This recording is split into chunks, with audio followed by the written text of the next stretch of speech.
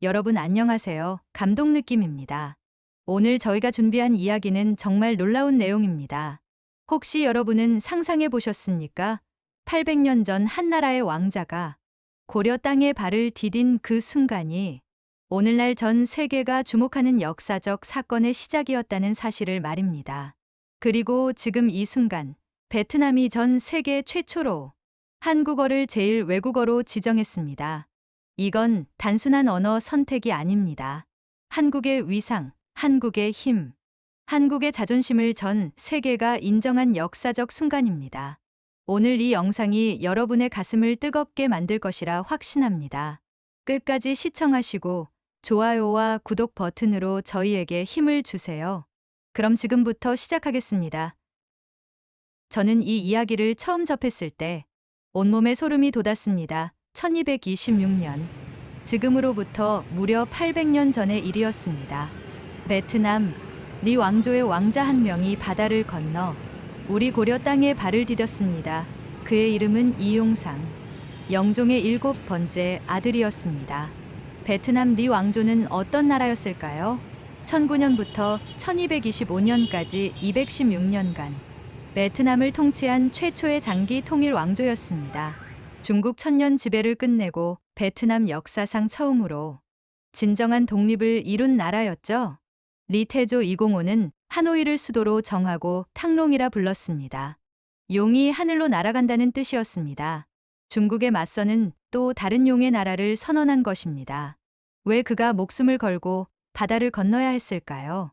리 왕조 말기, 전씨 가문의 권모술수로 왕조가 몰락하면서 왕족들이 무차별 학살당하는 상황이었습니다. 1224년 전투도가 해종을 폐위시키고 마지막 황제 소왕을 옹립했지만 이는 왕조 멸망의 전주곡이었습니다. 1225년 전씨가 완전히 정권을 장악하면서 리씨 황족들을 모조리 제거하기 시작했습니다. 죽음의 위기에서 간신히 탈출한 이용상 왕자는 가족들과 함께 정처 없는 망명길에 올랐습니다. 남송과 금나라를 떠돌며 죽을 고비를 여러 번 넘겼습니다. 바다에서 풍랑을 만나 배가 부서지기도 하고 해적들의 습격을 받기도 했습니다. 얼마나 절망적이었을까요? 조국은 사라지고 가족은 뿔뿔이 흩어지고 언제 죽을지 모르는 망망대해 위에서 하루하루를 버텨야 했습니다. 그리고 마침내 황해도 옹진군 화산포에 도착했습니다. 베트남 역사상 첫 번째 보트피플이었던 셈입니다. 고려 조정은 이 베트남 왕자를 어떻게 맞았을까요? 놀랍게도 극진한 환대를 베풀었습니다. 고종은 직접 이용상을 접견하고 그의 신분을 확인한 후 화산군이라는 자기를 내렸습니다. 화산 이씨라는 성씨까지 하사했습니다. 정말 놀라운 건 그 다음입니다. 1253년 몽골군이 고려를 침입했을 때 이미 80세의 고령이었던 이용상은 앞장서서 적과 맞섰습니다. 그는 섬사람들을 모아 토성과 목책을 쌓아 몽골군을 막아냈습니다. 자신을 받아준 나라에 대한 감사의 마음을 목숨으로 보답한 것입니다. 몽골군이 쳐들어왔을 때 도망가거나 숨지 않고 오히려 선봉에 서서 싸웠습니다. 이용상은 화산성에 올라 만국단을 만들고 고국을 그리워하며 생을 마감했습니다. 하지만 그의 후손들은 고려 땅에 뿌리 내려 대대손손 이어졌습니다. 현재 전국에 1237명의 화산 이씨 후손들이 살고 있습니다. 경기도 338명, 서울 304명, 인천 209명을 중심으로 전국 곳곳에 흩어져 있죠. 그 중에는 임진왜란 때 18세의 어린 나이에 전사한 이장발 같은 영웅도 있었습니다. 800년이라는 긴 세월이 흘렀지만 이 혈맥은 끊어지지 않고 이어져 왔습니다. 그리고 지금 그 인연이 다시 한번 역사의 무대에 올랐습니다. 운명이라고 할 수밖에 없는 이 이야기, 여러분도 가슴이 뜨거워지지 않으셨나요? 2021년 2월 9일 베트남 교육훈련부에서 발표한 소식이 전 세계를 놀라게 했습니다. 베트남이 한국어를 제1외국어로 채택한다는 발표였습니다. 영어, 러시아어, 프랑스어, 중국어, 일본어에 이어 6번째였습니다. 하지만 이건 단순한 추가가 아니었습니다. 전 세계에서 한국어를 제1외국어로 지정한 나라는 베트남이 유일합니다. 41개국이 한국어를 제2외국어로 채택했지만 제1외국어로 선정한 건 베트남이 처음이었습니다. 이게 얼마나 대단한 일인지 실감이 나시나요? 러시아, 터키, 태국, 인도 같은 강대국들도 모두 제2외국어로만 채택했습니다. 제1외국어와 제2외국어의 차이는 엄청납니다. 제1외국어는 초등학교 3학년부터 고등학교까지 필수 과목입니다. 베트남 학생들이 한국어로 대학 입시를 볼 수 있다는 뜻입니다. 학교에서 한국어를 외국어로 지정하면 그 학교 모든 학생들이 한국어를 배워야 합니다. 선택의 여지가 없습니다. 더 놀라운 건 승격 속도였습니다. 통상 제2외국어에서 제1외국어로 승격되는 데는 10년 정도 걸립니다. 하지만 한국어는 불과 2년 만에 제1외국어로 올라섰습니다. 2019년 제2외국어로 정식 채택된 지 고작 2년 만의 일이었습니다. 이런 속도는 전례가 없는 일이었습니다. 베트남 교육부는 한국어 교육 프로그램을 체계적으로 마련했습니다. 총 1155시간의 커리큘럼을 구성했습니다. 초등학교에서는 듣기와 말하기에 집중하고 중학교에서는 의사소통 능력과 함께 한국 문화와 사회에 대한 이해를 높이며 고등학교에서는 고급 의사소통 능력과 직업 능력을 기르도록 설계했습니다. 저는 이 소식을 처음 들었을 때 정말 믿기지 않았습니다. 우리가 드라마를 만들면 베트남 전 국민이 보고 노래를 부르면 거리에서 따라 부르는 상황이 벌어진 겁니다. K문화가 이미 총칼 없는 제국을 세웠다고 해도 과언이 아닙니다. BTS, 블랙핑크 같은 K-팝 스타들의 인기는 말할 것도 없고 오징어 게임, 기생충 같은 K 콘텐츠가 전 세계를 휩쓸었습니다. 현재 베트남 전국 6개 중고등학교에서 1,500여 명의 학생들이 한국어를 배우고 있습니다. 32개 대학에서 한국어를 정규 과목으로 채택했고 하노이 국립외국어대학교는 2018년 한국어 석사과정까지 개설했습니다. 한국어 전공 졸업생들의 취업률은 거의 100%에 달합니다. 급여도 다른 직종보다 훨씬 높습니다. 전티 흐엉 하노이 국립외국어대 한국어학부 학부장은 한국어 전공 졸업생들은 거의 100% 취업할 수 있고 급여도 높아 해마다 입학생들의 성적이 올라가고 있다고 말했습니다.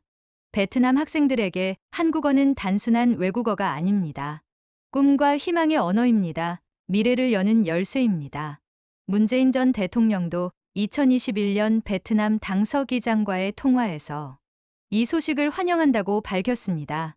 베트남이 한국어를 제1외국어로 채택한 것을 환영한다. 한국에서도 베트남 문화에 대한 관심이 확산될 수 있도록 교육문화 분야 협력을 강화해 나가기를 기대한다고 말했습니다. 이제 베트남 거리 어디서든 한국어를 듣게 될 날이 머지않았습니다. 우리의 언어가, 우리의 문화가 베트남 젊은이들의 가슴속에 깊이 뿌리 내리고 있습니다. 이것이 바로 소프트 파워의 진정한 힘입니다. 1992년 한국과 베트남이 수교했을 때 누가 오늘의 상황을 예상이나 했을까요? 당시 양국 교역액은 고작 5억 달러였습니다. 한국은 1997년 IMF 외환위기를 겪으며 눈물을 흘리던 시절이었고 베트남은 갓 개혁개방인 도이머의 정책을 시작한 가난한 농업국이었습니다. 양국 모두 어려운 시절을 보내고 있었죠. 하지만 30년이 지난 지금 상황을 보세요. 2024년 양국 교역액이 867억 달러를 기록했습니다. 무려 173배나 증가한 겁니다. 이런 성장률을 보인 나라가 전 세계에 또 있을까요? 저는 이 숫자를 보며 정말 자랑스러웠습니다. 연평균 20%가 넘는 성장률을 30년간 지속했다는 뜻입니다. 한국은 현재 베트남의 최대 투자국입니다.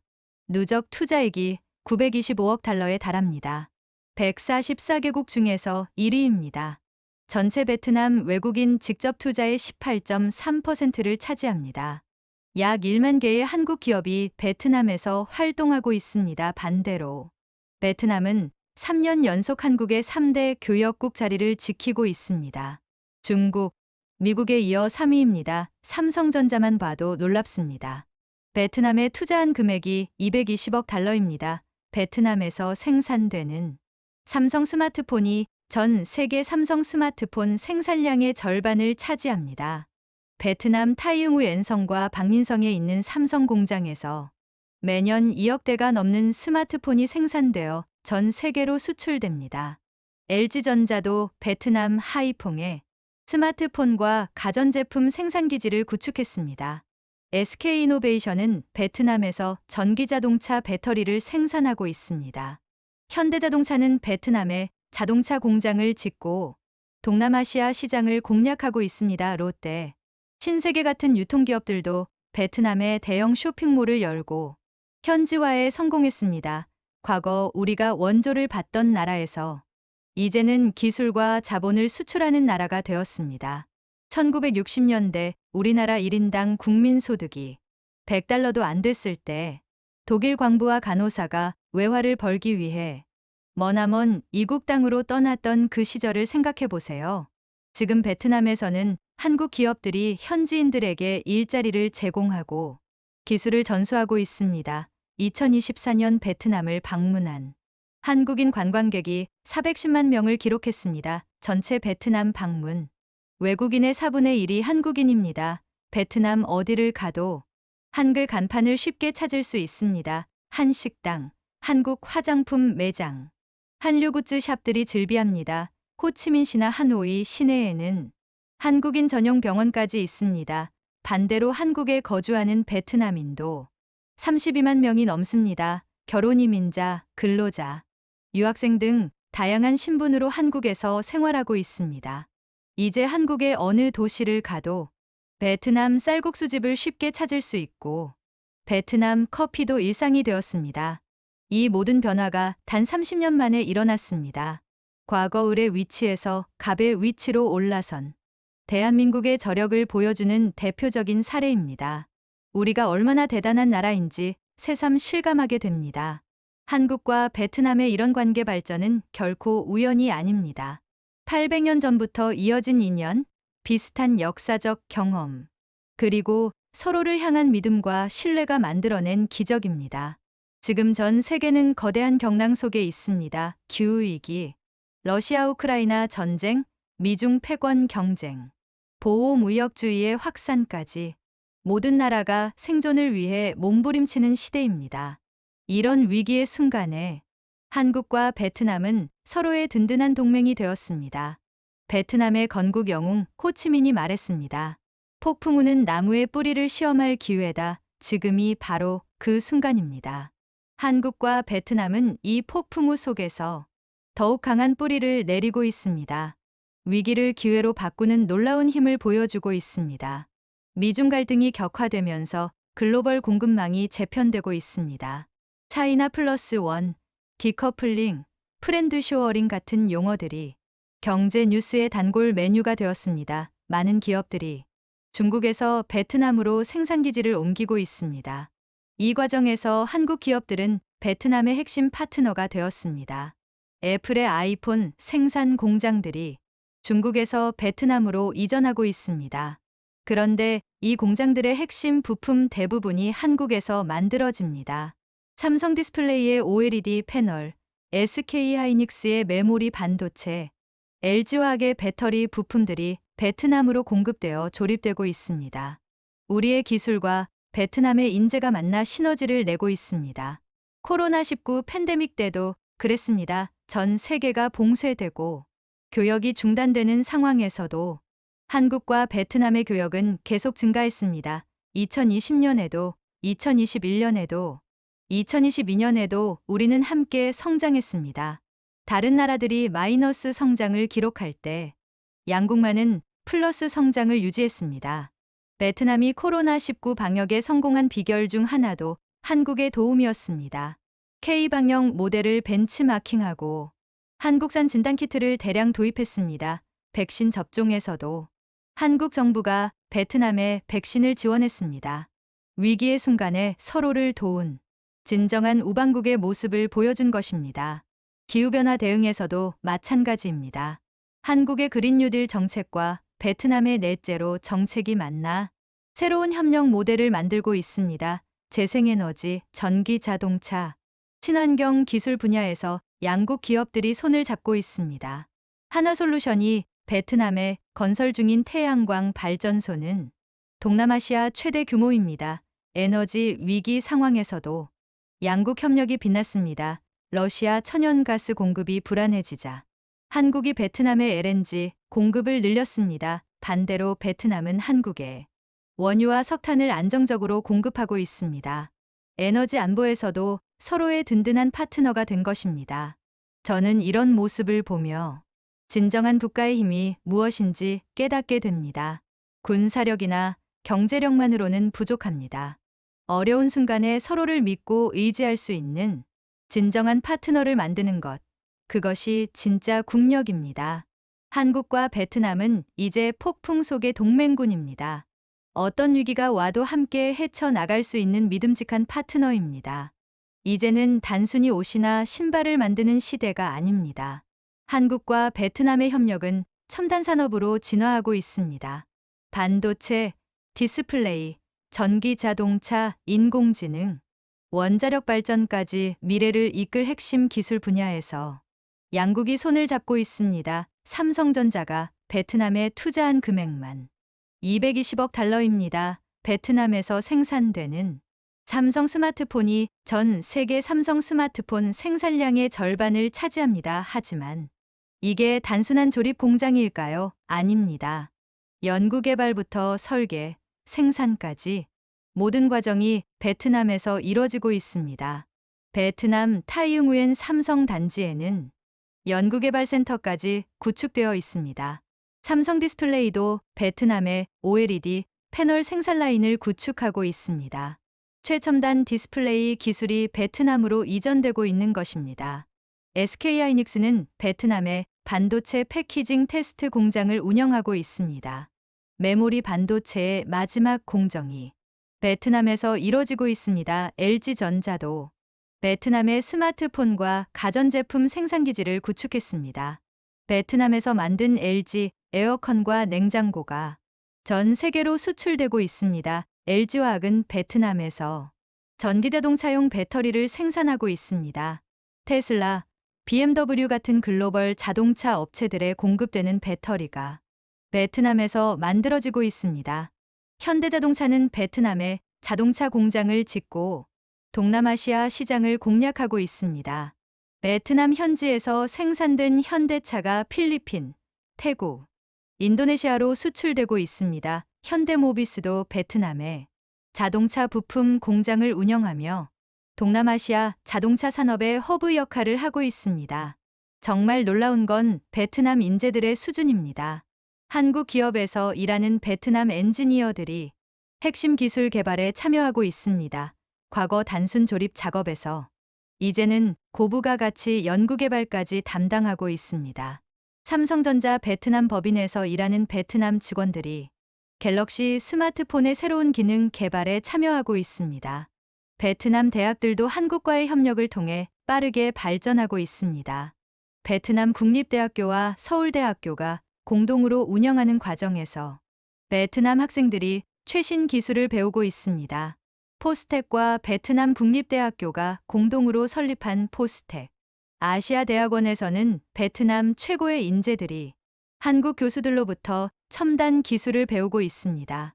베트남 정부도 한국과의 하이테크 협력에 전폭적인 지원을 아끼지 않고 있습니다. 2024년 베트남 정부는 반도체와 AI 관련 연구개발 프로젝트에 투자 비용의 최대 50%까지 지원한다고 발표했습니다. 이런 파격적인 지원책은 한국 기업들에게만 제공되는 특혜입니다.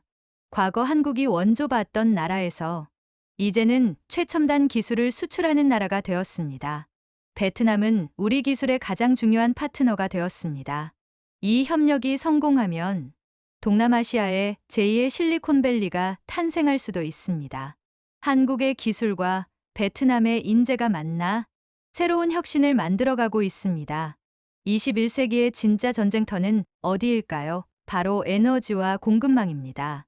러시아 우크라이나 전쟁으로 에너지 공급망이 흔들리고 미중 갈등으로 반도체 공급망이 위기에 빠졌습니다. 이런 상황에서 한국과 베트남은 생존을 건 에너지 동맹을 맺고 있습니다.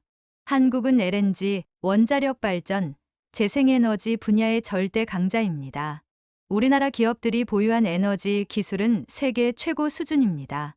두산에너빌리티의 가스터빈 기술, 한국전력공사의 송배전 기술, 한국수력원자력의 원전 기술 모두 세계 톱클래스입니다. 베트남은 인구 1억 명에 경제 성장률 7%를 넘나드는 폭발적 성장을 하고 있습니다. 에너지 수요가 급증하고 있습니다. 한국전력공사가 베트남에서 화력발전소 건설 프로젝트를 진행하고 있습니다. 베트남 남부 까마우성에 건설 중인 석탄화력발전소는 베트남 최대 규모입니다. 두산에너빌리티는 베트남에 가스터빈 발전소를 공급했습니다. 베트남 전력 공급의 상당 부분을 한국 기업들이 담당하고 있는 것입니다. 한국수력원자력은 베트남의 원자력 발전소 건설에 기술 지원을 하고 있습니다. 베트남은 2030년까지 원전 2기 건설을 계획하고 있는데 한국이 가장 유력한 파트너로 거론되고 있습니다.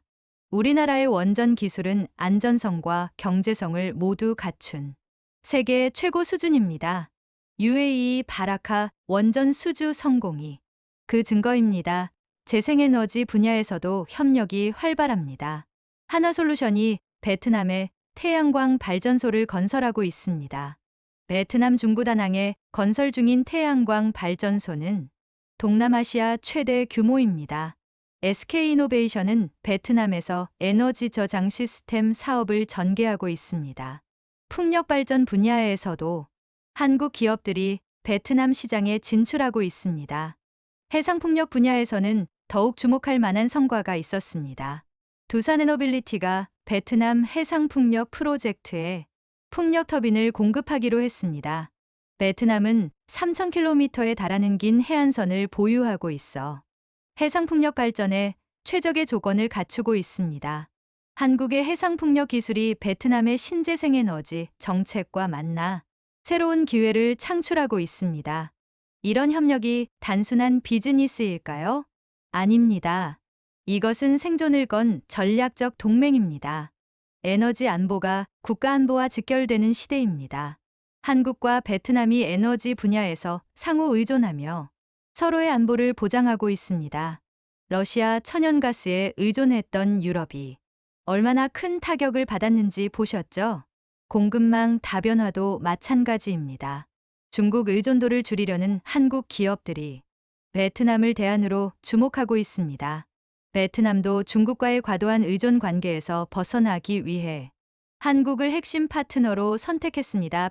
반도체, 디스플레이, 배터리 등 핵심 소재와 부품의 공급망을 함께 구축하고 있습니다. 베트남이 한국에 공급하는 원자재도 중요합니다. 히토류, 니켈, 코발트 같은 핵심 광물들이 베트남에서 한국으로 공급되고 있습니다. 전기자동차 배터리와 반도체 제조에 필수적인 원자재들입니다. 한국의 첨단 기술과 베트남의 원자재가 만나 완벽한 협력 구조를 만들고 있습니다. 이것은 단순한 협력이 아닙니다. 우리 아이들의 미래를 지키는 국가적 전쟁에서의 승리 선언입니다. 에너지와 공급망을 확보한 나라가 미래를 지배합니다. 한국과 베트남이 함께 그 미래를 만들어가고 있습니다. 전 세계가 기적으로 부른 한강의 기적을 기억하시나요? 1960년대 세계 최빈국이었던 한국이 불과 50년 만에 선진국 대열에 합류한 놀라운 성취였습니다. 1인당 국민소득 100달러에서 3만 달러로 300배 성장한 인류 역사상 유례없는 기적이었습니다. 이제 그 기적이 베트남의 홍강으로 이어지고 있습니다. 베트남 정부는 2045년까지 고소득 국가 진입을 목표로 하고 있습니다. 현재 1인당 국민소득 4,000달러에서 1만 5,000달러 이상으로 끌어올리겠다는 야심찬 계획입니다. 이 계획이 성공하면 베트남은 동남아시아의 새로운 경제 강국으로 부상할 것입니다. 그리고 그 과정에서 한국의 역할이 절대적입니다. 우리가 경험한 압축 성장의 노하우를 베트남에 전수하고 있습니다. 새마을운동, 경제개발 5개년 계획, 수출주도 성장 전략 등 한국형 발전 모델이 베트남에서 재현되고 있습니다. 베트남 정부 관료들이 한국에 와서 우리의 경제개발 경험을 직접 배우고 있습니다. 한국국제협력단, 코이카가 베트남에서 진행하는 개발협력 사업만 200여 개가 넘습니다. 교육, 의료, 농업, 도시 개발 등 모든 분야에서 한국의 경험을 공유하고 있습니다. 베트남 공무원들이 한국개발연구원 KDI에서 행정 시스템을 배우고 있습니다. 우리의 전자정보 시스템도 베트남에 도입되고 있습니다. 제조업 고도화도 한국 모델을 따라가고 있습니다. 과거 단순 조립에서 시작해서 점차 고부가 가치 산업으로 전환하는 과정이 한국이 걸어온 길과 똑같습니다. 1960년대 우리나라가 가발과 섬유 제품을 만들어 수출하던 것처럼 베트남도 의류와 신발 제조로 시작했습니다. 이제는 스마트폰과 반도체까지 생산하고 있습니다. 베트남 젊은이들이 한국 기업에서 일하며 선진 기술을 익히고 있습니다. 삼성전자 베트남 법인에서 일하는 베트남 엔지니어들이 나중에 베트남 기업을 창업하거나 기술 이전을 통해 베트남 산업 발전에 기여하고 있습니다. 마치 1970년대 한국의 젊은 엔지니어들이 일본이나 독일에서 기술을 배워와 한국 산업 발전에 기여한 것과 같은 모습입니다. 교육 분야 협력도 활발합니다. 베트남 최고 명문인 하노이 국립대학교와 한국의 서울대학교가 공동학위 과정을 운영하고 있습니다. 매년 수천 명의 베트남 학생들이 한국에 유학 와서 공부하고 있습니다. 이들이 베트남으로 돌아가 조국 발전에 기여하고 있습니다. 포스텍이 베트남에 설립한 아시아 대학원은 베트남 최고의 이공계 인재들을 양성하고 있습니다. 한국의 선진 교육 시스템과 연구 인프라가 베트남에 그대로 이식되고 있는 것입니다. 베트남 학생들이 한국에서 박사학위를 받고 베트남 대학의 교수가 되는 사례도 늘고 있습니다. 도시 개발 분야에서도 한국의 경험이 전수되고 있습니다. 신도시 개발, 지하철 건설, 고속도로 건설 등에서 한국의 기술과 노하우가 활용되고 있습니다. 베트남 호치민시에 건설 중인 지하철 1호선은 한국 기업들이 건설하고 있습니다. 판교나 송도 같은 한국의 신도시 모델이 베트남 각지에서 재현되고 있습니다. 농업 현대화에서도 한국의 역할이 큽니다. 새마을운동의 정신을 바탕으로 한 농촌 개발 사업이 베트남에서 진행되고 있습니다. 한국의 농업 기술과 농기계가 베트남 농업 생산성 향상에 기여하고 있습니다. 스마트팜 기술도 베트남에 전수되고 있습니다. 2045년 베트남이 고소득 국가로 진입하는 순간 그 옆에는 반드시 대한민국의 깃발이 함께 휘날릴 것입니다. 한강의 기적이 홍강의 기적으로 이어지는 감동적인 순간을 우리가 함께 만들어가고 있습니다. 저는 이런 모습을 보며 진정 자랑스럽습니다. 우리가 기적을 만들어내는 민족이라는 사실이 그 기적을 다른 나라와 함께 나눌 수 있는 민족이라는 사실이 말입니다. 베트남에는 이런 속담이 있습니다. 친구의 우정은 바다도 메운다. 저는 이 말을 듣는 순간 가슴이 뜨거워졌습니다. 한국과 베트남 사이에는 바다가 있지만 우정으로 그 바다를 메웠습니다. 이제 우리는 하나의 운명, 하나의 드라마, 하나의 기적을 함께 써내려가고 있습니다. 800년 전 이용상 왕자가 고려 땅에 첫 발을 디딘 순간부터 시작된 이야기입니다.